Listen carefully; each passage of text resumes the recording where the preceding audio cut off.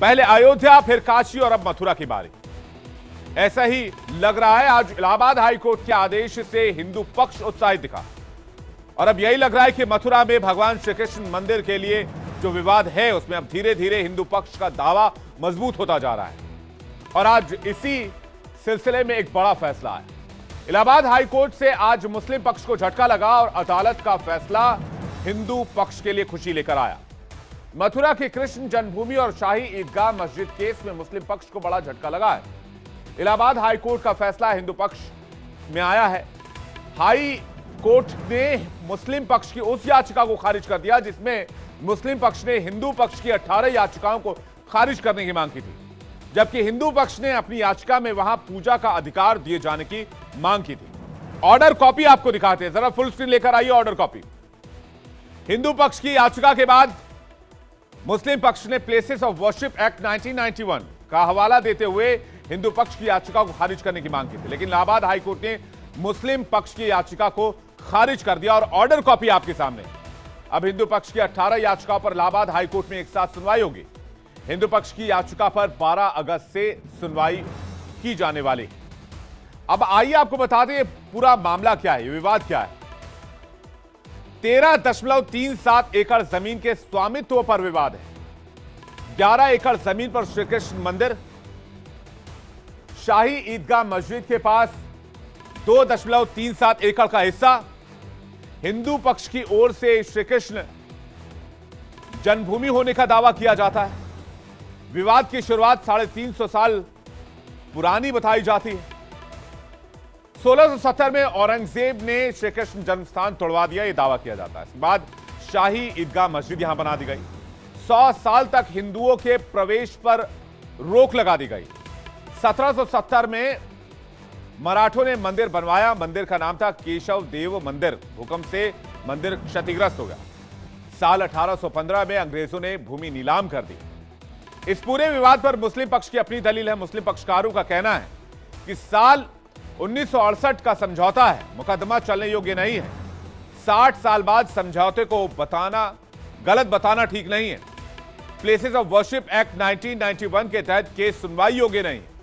15 अगस्त 1947 नियम के तहत धार्मिक स्थल की प्रकृति नहीं बदल सकते। इस मामले को लिमिटेशन एक्ट वक्फ अधिनियम के तहत देखा जाए, सिविल कोर्ट में सुना जाने वाला मामला नहीं है। इस मामले की सुनवाई वक्फ ट्रिब्यूनल में होनी चाहिए, यह मुस्लिम पक्ष का कहना है। इस मामले पर शाही ईदगाह के सचिव और अधिवक्ता तनवीर अहमद ने क्या कहा, वो आपको सुनवाते हैं। आज ये फैसला आया है तो माननीय न्यायालय ने उच्च न्यायालय के माननीय न्यायाधीश जी ने माना कि मुकदमे चलने योग्य हैं, जबकि हमारा कहना यह था कि मुकदमे चलने योग्य नहीं है। तो अभी इस आदेश को प्रोनाउंस हुआ है, इसका अवलोकन कर लें पूरा। और माननीय सुप्रीम कोर्ट में 5 तारीख अगस्त नियत है सुनवाई के लिए।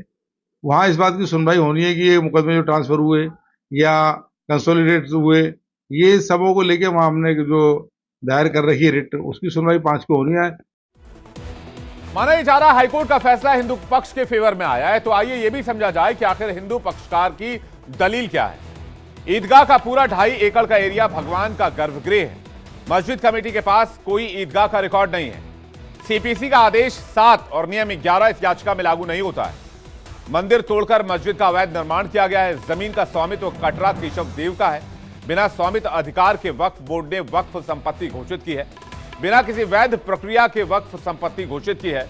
भवन पुरातत्व विभाग से संरक्षित घोषित है। एएसआई ने इसे नजूल भूमि माना, इसे वक्फ संपत्ति नहीं कह सकते। हाईकोर्ट के फैसले के बाद क्या कहना है आचार्य सत्येंद्र दास और आचार्य परमहंस महाराज का, वो आपको सुनवाते हैं।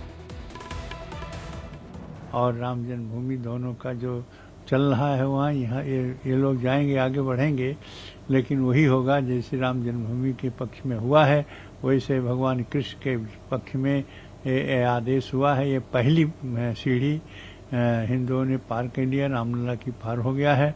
आगे वो चलेंगे, उसी के साथ अब चलता रहेगा आगे, क्योंकि यहीं तो रुकेंगे नहीं वो, और जाएगा हाई कोर्ट, सुप्रीम कोर्ट तक जाएगा।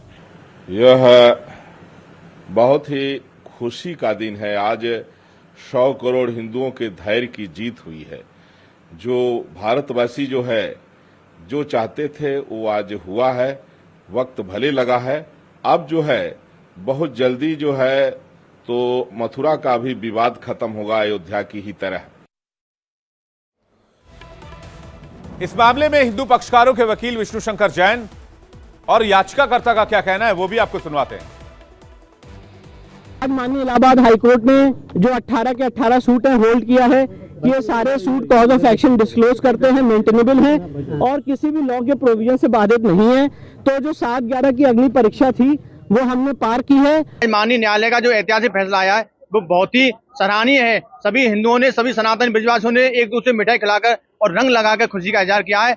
माननीय न्यायालय ने स्वीकार कर लिया है कि ये सभी 18 मुकदमे चलने योग्य हैं। मुस्लिम पक्ष ने जो हमारे मुकदमे उनकी मेंटलिटी पर सवाल उठाए थे, तो माननीय न्यायालय ने 2 महीने लगातार सुनवाई के बाद में ये ऐतिहासिक निर्णय दिया है। जाहिर सी बात है, यह मामला देश की राजनीति के लिए बड़ा मुफीद है। अब इस मामले को लेकर हर कोई अपने हिसाब से बयान देगा, इस मामले को लेकर हर कोई अपने हिसाब से राजनीति करेगा, हर राजनीतिक पार्टी अपने चश्मे से देखेगी।